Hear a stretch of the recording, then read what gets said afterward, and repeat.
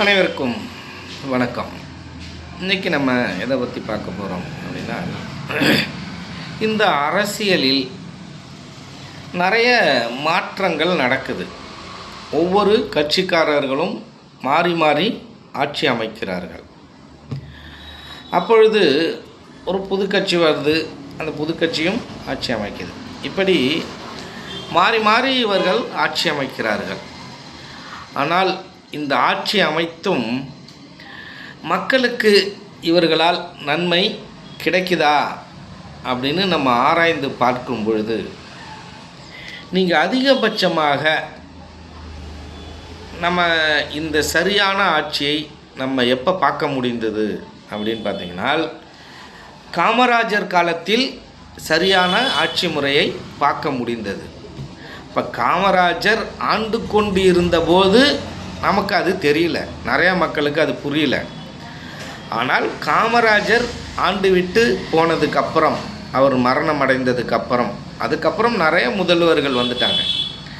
அப்போ அவர்களையெல்லாம் பார்க்கும் பொழுது காமராஜருடைய ஆட்சி முறை மிக சிறந்த ஆட்சி முறையாக நமக்கு தெரியுது. இப்போ நம்ம என்ன நினச்சிக்கிட்டு இருந்தோம், காமராஜருடைய ஆட்சி முறையே சரியில்லாத ஆட்சி முறை என்று குறை சொன்னவர்கள்லாம் நிறைய பேர் இருக்காங்க. அவர் காலத்தில் அப்படி நினைத்திருந்தாலும் பிற்காலத்தில் காமராஜரை முழுமையாக எல்லாராலையும் ஏற்றுக்கொள்ள முடிந்தது. காரணம் என்றால், காமராஜர் போல இன்னொரு முதல்வர் வரவில்லை என்பதனால்.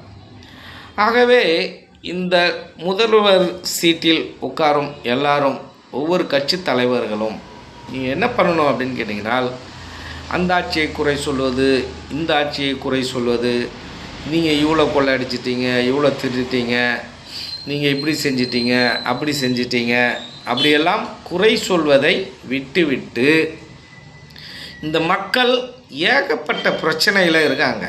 மக்களுக்கிட்ட தீர்க்க வேண்டிய பிரச்சனைகள், அவர்களுக்கு செய்ய வேண்டிய சேவைகள் இங்கே மலை போல் இருக்குது.